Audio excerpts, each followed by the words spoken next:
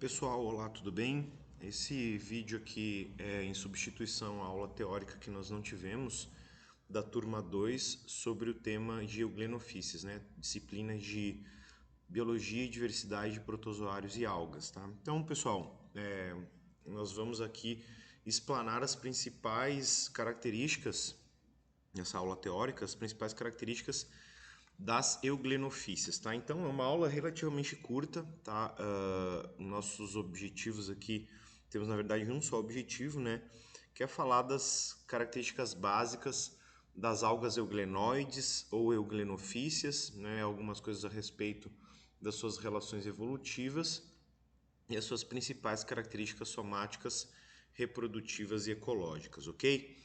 Então vamos lá, pessoal. Tá? A linhagem Euglenozoa, a gente tem visto essa árvore de relações filogenéticas durante toda a nossa disciplina, né? Vamos fazer aquela recapitulação básica que nós sempre fazemos. Nós já estudamos as bactérias fotossintetizantes, que correspondem às cianofíceas.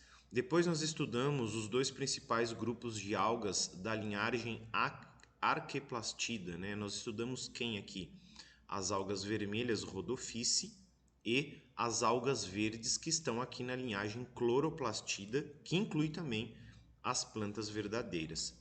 Lembrando, ó, pessoal, nesse grupo aqui, o cloroplasto teve origem em uma endossimbiose primária, que foi a única endossimbiose primária que ocorreu na história dos eucariotos, ok? Em relação a cloroplastos, ok? Depois tem a endossimbiose que deu origem às mitocôndrias. Eu estou falando aqui, claro, dos cloroplastos. Posteriormente, pessoal, nós tivemos uma aula teórica e uma aula prática para estudar as algas da linhagem dos Stramenopilos, né? Cujo cloroplasto foi originado de uma endossimbiose secundária. E o ancestral que deu origem ao cloroplasto dos Stramenopilos foi justamente uma Rhodophyce, uma alga vermelha ancestral que foi endocitada ou fagocitada de maneira secundária, que deu origem então ao cloroplasto desse grupo, né? Aqui nós estudamos as diatomáceas e as algas pardas. Está faltando a gente estudar quem, pessoal? Está faltando nós estudarmos os dinoflagelados, que pertencem à linhagem alveolata, né? Nós vamos falar deles na nossa próxima aula teórica. E, claro, né, o objetivo da nossa aula de hoje são os organismos desse grande grupo aqui que está em marrom nessa nossa árvore de relações, que são os organismos fotossintetizantes da linhagem escavata. Vocês estão vendo aqui, pessoal, que nós temos três grandes linhagens em escavata. Tá? Escavata, de maneira geral, inclui organismos denominados como protistas ou protozoários, todos unicelulares. Temos aqui pouquíssimas exceções de seres pluricelulares, de maneira geral, escavata é quase que exclusivamente unicelular e todos os organismos aqui são flagelados, tá? Nós já vamos falar sobre o seu flagelo também. E nós temos, de maneira geral aqui, uma diversidade relativamente alta de modos de nutrição. A maioria das espécies são heterotróficas e as espécies heterotróficas vão fazer o quê? Ou elas são fagocitárias, né? Fagocitam células ou estruturas relativamente grandes e fazem digestão intracelular. Muitas espécies são também absortivas, ou seja, elas vão absorver compostos bioquímicos mais simples do meio e fazer o seu processamento intracelular, mas basicamente vão se alimentar de proteínas e açúcares mais simples, não são proteínas e açúcares complexos como os seres fagocitários. Nós temos aqui também uma grande diversidade de parasitas, né, que vocês devem ter estudado na área que o professor Hugo ministrou para vocês. Nós temos aqui alguns parasitas bem importantes, principalmente que causam doenças em humanos, e algumas poucas espécies que são simbiontes. Mas o que chama a atenção aqui, claro, e que é o nosso objetivo aqui nessa aula, é falar dos escavata que são fotossintetizantes, tá? Os escavata fotossintetizantes vão ser euglenas fotossintetizantes que vão estar nessa linhagem aqui, ó, chamada linhagem díscoba. Tá? Na linhagem díscoba que nós temos as euglenas verdadeiras, e não são todas as euglenas verdadeiras que têm capacidade fotossintetizante, ok, pessoal? Nós vamos ter aqui, ó, algumas espécies muito próximas do ponto de vista evolutivo, algumas delas realizando fotossíntese e outras sendo heterotróficas. Então, isso tem que ficar muito claro. Não são todas as euglenas que são fotossintetizantes. Então, a gente tem aqui, na verdade, uma situação bastante heterogênea em relação a isso. Okay? Nós temos, na verdade, uma proporção, até uma proporção que é menos da metade das euglenas, na verdade, são fotossintetizantes. As que não são fotossintetizantes, que são heterotróficas, né? Elas vão ter esses outros tipos de nutrição que nós acabamos de falar. Então, somente uma parte dessas euglenas aqui da linhagem díscoba é que vão ter capacidade fotossintética. Algumas delas, inclusive, pessoal, vão ter um modo de nutrição que nós chamamos modo de nutrição mixotrófico. O que quer dizer mixotrofia? Tá? Mixotrofia quer dizer que elas possuem cloroplastos, têm capacidade fotossintetizante, mas ao mesmo tempo têm nutrição heterotrófica também. Então elas têm uma capacidade de nutrição dualística, tá? Elas podem desempenhar papel de fotossintetizante e ao mesmo tempo são heterotróficas, tá? Algumas poucas espécies de euglenofíceas vão ter essa capacidade, ok? Vamos avançar aqui então, pessoal. Características gerais. Essas características aqui nós podemos aplicar às euglenas de maneira geral, tanto as fotossintetizantes quanto as heterotróficas, tá? A diferença básica, pessoal, é que as fotossintetizantes vão ter um cloroplasto, mas essas características somáticas e reprodutivas gerais nós aplicamos a todas as euglenas, ok? Então, são todas unicelulares, temos somente, pessoal, uma exceção. Então, para caracterização geral, nós falamos que elas são unicelulares, ok? Todas elas, basicamente, unicelulares e sem reprodução sexuada. A reprodução sexuada, ela é desconhecida nesse grupo, tá? Então, o modo de reprodução aqui, como elas são unicelulares, é por mitose simples. Toda mitose simples, já que elas são unicelulares, já é uma reprodução assexual. Se acredita, pessoal, que nesse grupo aqui, ele divergiu antes, no contexto dos eucariotos, tá? Antes do advento da reprodução sexuada, então nunca foi observado nenhum tipo de estrutura sexuada, nenhum evento meiótico ou de fecundação, né, que são os dois eventos que caracterizam a reprodução sexuada nesse grupo. Então, é relativamente simples a gente entender, né, a sua biologia reprodutiva, porque nós não precisamos estudar um ciclo de vida mais complexo. Tá? Simplesmente, toda mitose já é reprodução assexuada. Uma outra característica marcante aqui do grupo, pessoal, é que eles não possuem parede celular. Então, vamos lembrar, a parede celular é um envoltório que fica externo à membrana plasmática, sempre. E geralmente nós vamos ter nessa parede celular um componente amórfico, relativamente mais hidrofílico, e um componente fibriloso, geralmente mais hidrofóbico. E essa parede celular ela vai ter função de funcionar como uma barreira adicional para aquilo que entra e sai da célula, principalmente para aquilo que entra, né? É uma estrutura semisseletiva, mais seletiva do que a própria membrana plasmática, vai estar posicionado externamente à membrana e ela vai ser, dependendo, claro, da sua constituição, mais rígida. Então ela é semi-rígida, né? E tem também como função, por causa dessa rigidez, manter a forma celular. Então esse grupo não tem parede celular. Tá? Só que é o seguinte, pessoal, nós vamos encontrar uma estrutura que fica abaixo da membrana plasmática e que vai ter algumas funções semelhantes à parede celular, ok? Só que não é a mesma coisa, não é a mesma estrutura, até porque essa estrutura que nós vamos falar aqui, chamada de película, quais que são as suas diferenças em relação à parede celular verdadeira? Primeiro, posição, fica abaixo da membrana plasmática. Uma parede celular necessariamente tem que ficar acima, tá? Tem que ficar mais externa em relação à membrana plasmática.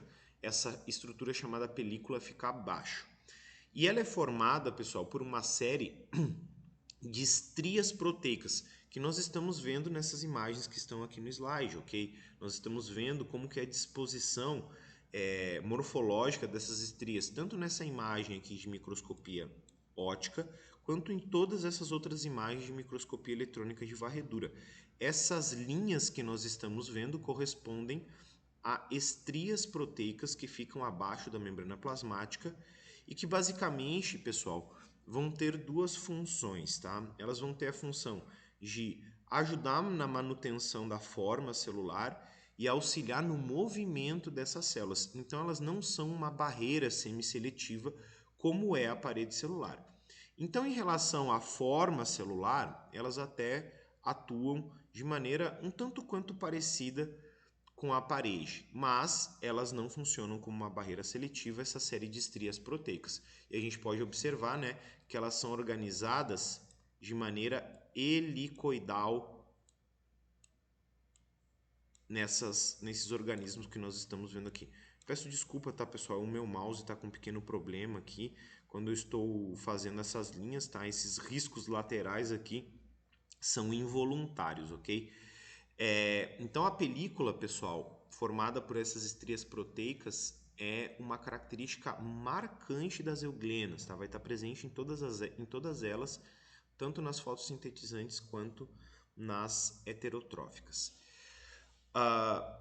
O que mais nós temos aqui de característica marcante do grupo? Tá? A presença de dois flagelos apicais ou anteriores, né, posicionados na parte da frente da célula. Como que nós sabemos qual é a parte da frente? Relembrando mais uma vez, em função do sentido de natação. Então vamos pegar, por exemplo, ó, essas duas células que estão aqui. Tá? Nós temos aqui os flagelos posicionados nessa região. A gente está vendo aqui, né? Nesse caso, um flagelo só, nesse caso, dois. Porque às vezes um desses flagelos não emerge, tá, pessoal? Sempre vai ter a sua cicatriz de ancoramento, as suas estruturas de ancoramento, mas um deles pode não emergir da célula. Então, qual que seria o sentido de natação dessas duas células aqui? Seria esse, né? Porque os flagelos estão posicionados anteriormente. Um desses flagelos é um flagelo pinnado. Ó, é um flagelo com aquelas ornamentações, projeções proteicas chamadas mastigonemas, e outro flagelo é o flagelo liso. Geralmente esse flagelo liso é o flagelo que não emerge. Então aqui nessa outra imagem a gente está vendo, ó, existe o seu ponto de ancoramento, mas ele não emerge aqui de dentro da célula, ok?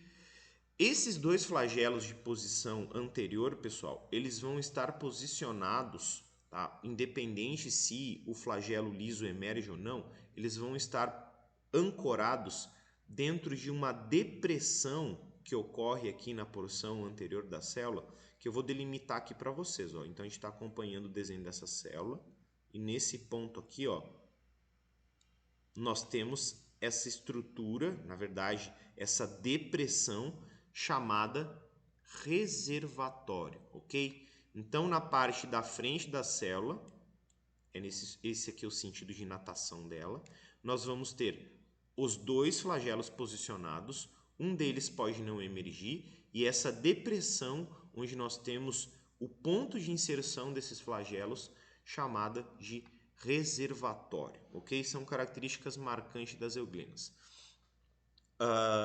Nós vamos falar na sequência aqui que esse reservatório, além de servir de um ponto de inserção dos flagelos, ele também tem outras funções aqui nas euglenas, tá? Essa outra imagem que está aparecendo aqui, pessoal, é um detalhe justamente ó, dessa superfície da porção exterior aqui da célula das euglenas. E aqui nós estamos vendo na imagem da esquerda um detalhe de como seria o seu corte. E nessa imagem maior que está aparecendo aqui agora no slide, nós estamos vendo como que seria a ultraestrutura dessas estrias proteicas que formam a película, né? O que a gente consegue perceber? Que nós temos alguns elementos proteicos maiores e alguns outros elementos proteicos, inclusive microtúbulos, tá? Menores alternados com essas estrias, com essas bandas proteicas, né? Que são maiores. Basicamente, como que essas estrias vão funcionar, pessoal? Essas estrias maiores aqui, ó, elas deslizam em relação às estrias menores, tá? Esse movimento de deslizamento das estrias proteicas que são alternadas faz com que a célula mude de formato, ok? Então, toda a euglena, pessoal, ela consegue se movimentar no meio aquático. Só que ela se movimenta através da ação conjunta dos flagelos, do batimento flagelar e com a contração da película. Então a movimentação aqui se dá pela ação conjunta de duas estruturas distintas, pela atuação dos flagelos através do seu batimento flagelar e pela contração dessas estrias proteicas. Como que elas contraem? Elas deslizam umas em relação às outras, fazendo com que a célula da euglena mude de forma e consiga se movimentar no substrato aquático, no meio aquático. Por que as euglenas precisam fazer isso, pessoal? Porque a maioria delas, elas se distribuem preferencialmente em água doce lodosa, com muitos sedimentos orgânicos. Então essa água doce lodosa, que tem muitos sedimentos orgânicos, ela vai apresentar uma densidade maior e uma resistência maior ao movimento. Então essas euglenas precisam, digamos assim, de um auxílio aos flagelos, tá? O batimento flagelar não é suficiente para fazer com que elas se movimentem de maneira adequada nesse meio que é muito denso. Então, elas possuem essas estrias proteicas que auxiliam na movimentação, tá? Então, essas duas estruturas que fazem com que a célula se movimente têm relação direta com o meio onde elas vivem, que é justamente um meio muito denso, um meio que tem muitas partículas e que oferece resistência à movimentação. Tá? Nós vamos ver na nossa aula prática agora da próxima semana, tá? Eu vou enviar para vocês também um vídeo adicional no Google Sala de Aula para a gente observar como que é o movimento euglenoide clássico. A célula da euglena, ao mesmo tempo que baixa os flagelos, ela vai alterando a sua forma, pessoal. Então, ela vai contraindo, expandindo no movimento euglenoide clássico através desse deslizamento das estrias proteicas e dessa maneira ela vai conseguindo se movimentar no meio onde elas vivem, ok? Lembrando, essas características aqui são características que se aplicam tanto às euglenas autotróficas quanto as euglenas heterotróficas e, claro, né, as euglenas que são mixotróficas também. Em relação, pessoal, a algumas características marcantes aqui, claro, mais das euglenas que são autotróficas, tá? Primeiro, nós estamos vendo aqui duas imagens, tá? Vou chamar a atenção para essa imagem que está mais aqui para a direita, uma imagem de microscopia óptica em que nós observamos o seguinte, ó, uma estrutura bastante chamativa, de cor alaranjada ou acastanhada, que vai estar presente geralmente mais próxima da região, a gente pode ver aqui nessa outra imagem da esquerda, ó, próxima da região apical, né, da porção anterior, ou seja, próximo do reservatório e dos flagelos, chamada estigma ou mancha ocelar. Essa estrutura, pessoal, vai ter uma série de pigmentos que não são clorofilas e funcionam, nós já vimos isso para outros grupos, tá? Funciona como uma espécie, a gente não pode chamar desse nome, tá? É como uma espécie, tá, de olho, né? Olho entre aspas. É o sistema que percebe a origem da fonte luminosa no meio aquático e orienta a natação dessas euglenas, né? Então, a função do estigma ou da mancha ocelar é orientar a natação em relação à origem da fonte luminosa, né? Fazer com que essas euglenas se posicionem no seu meio de vida em relação à origem da fonte luminosa. É o sistema fotossensível desse grupo, vai orientar a natação. Nós vamos ter aqui no grupo, tá, um tipo de reserva de composto bioquímico de reserva energética que ocorre fora do cloroplasto, vai ocorrer em forma de grânulos no citoplasma, chamado paramido. Tá? Ele tem algumas diferenças bioquímicas em relação ao amido verdadeiro, mas eles são relativamente parecidos, tá? Por isso que ele é chamado de paramido. Em relação à diversidade, a gente tem, pessoal, pouco mais de 1000 espécies de euglenas descritas e somente um terço, pouco mais de 300 espécies, né? Então, são fotossintetizantes, algumas poucas delas mixotróficas, tá? Todo o restante vai ser heterotrófico. Então, na verdade, a maioria das euglenas são heterotróficas. Aí um pouco mais de um terço que vai ser fotossintetizante.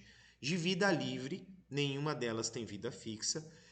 Todas de ambiente de água doce, aquático de água doce. E como eu já havia falado, né, elas têm muita matéria, elas vivem nesse meio com muita matéria orgânica suspensa, com muitas partículas orgânicas suspensas, com muitos resíduos orgânicos, numa água doce mais lodosa. É aí que as euglenas vão ser encontradas.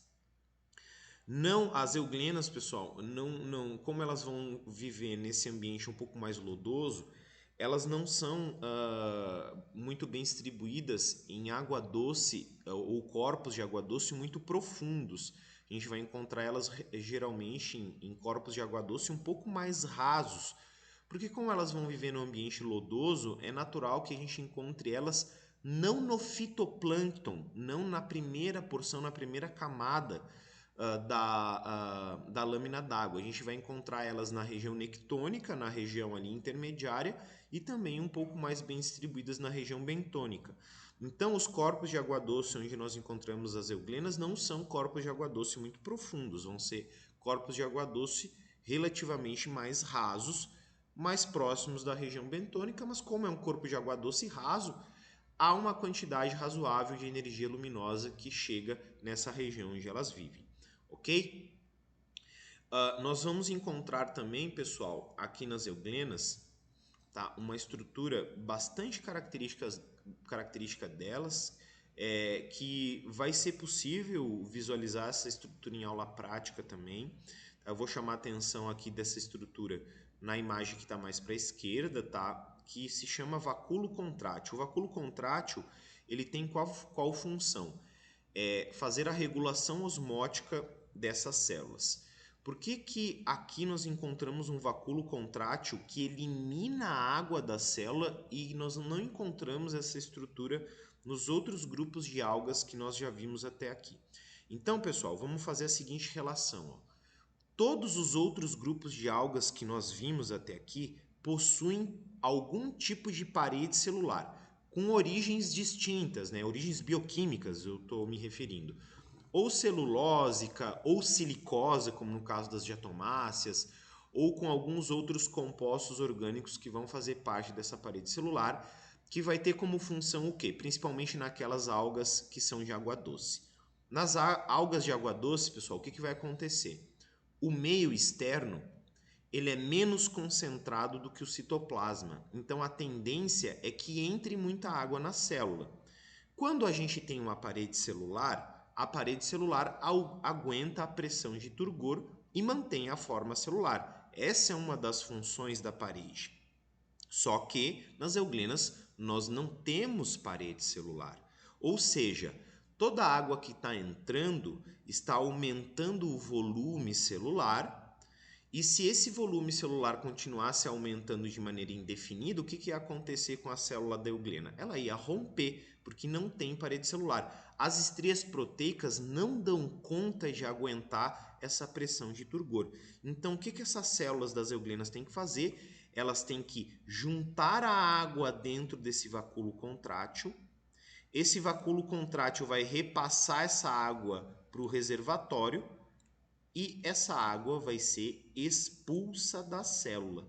Então, a função do vacúolo contrátil, e ele vai se integrar ao reservatório para executar essa função, é fazer a regulação osmótica. Basicamente o que, pessoal? Expulsar água da célula para que a célula da euglena não exploda com tanta água dentro, ok? Então, essa é uma estrutura bastante marcante e exclusiva aqui das euglenas, né, no contexto dos organismos que nós estamos estudando na disciplina.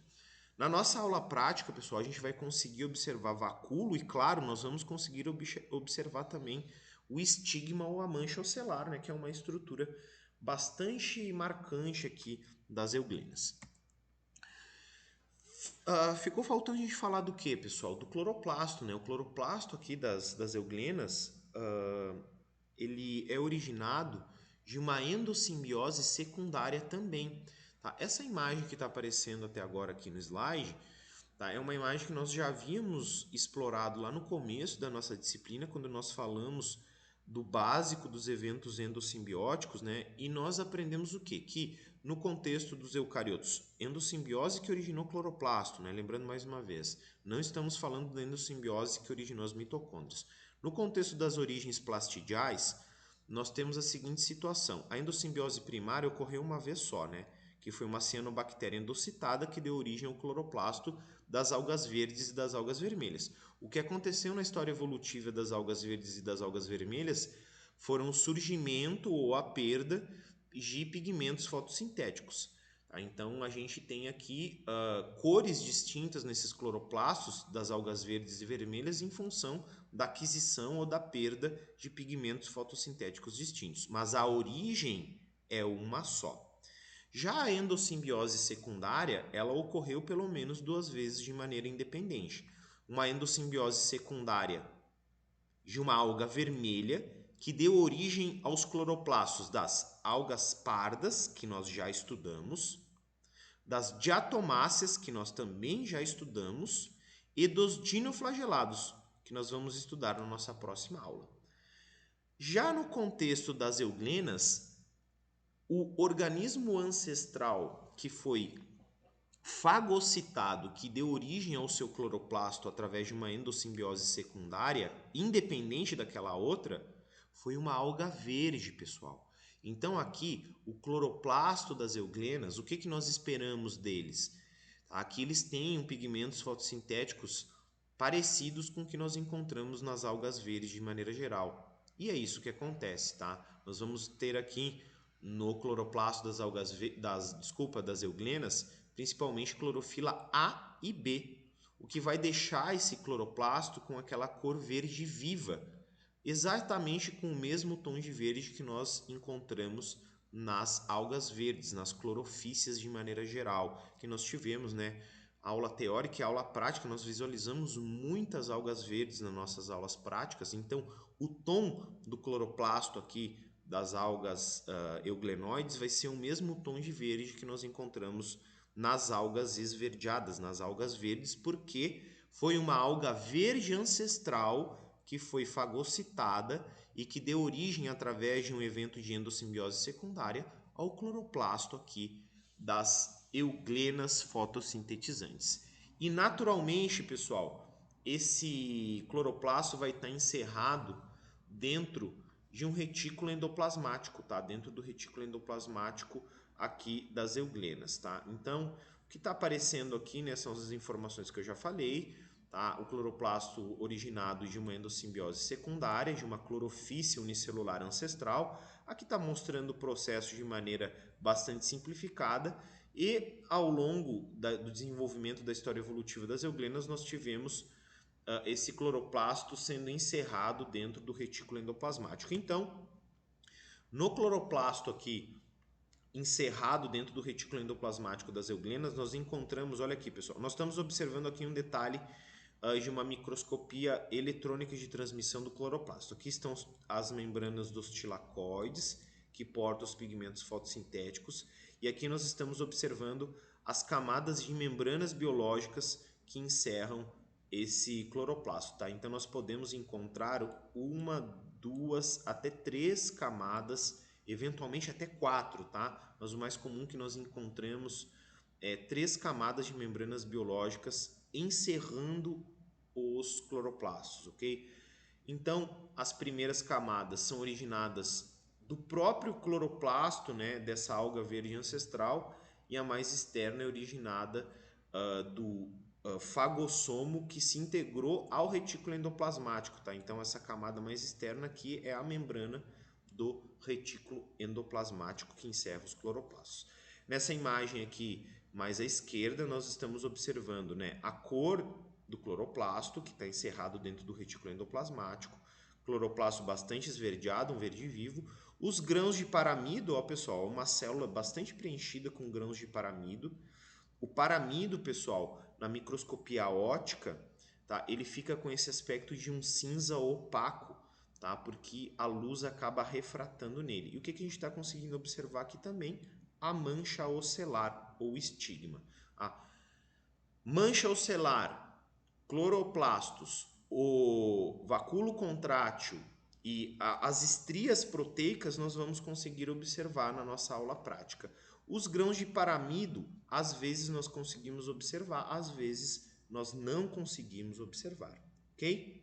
Então, pessoal, dessa maneira a gente encerra aqui a nossa aula teórica sobre as euglenas. Como que vai funcionar a nossa próxima aula, tá? Dessa próxima segunda-feira? Nessa aula, pessoal, nós vamos ter uma pequena aula teórica de dinoflagelados e nós vamos fazer a aula prática na sequência de euglenas e dinoflagelados ao mesmo tempo, ok?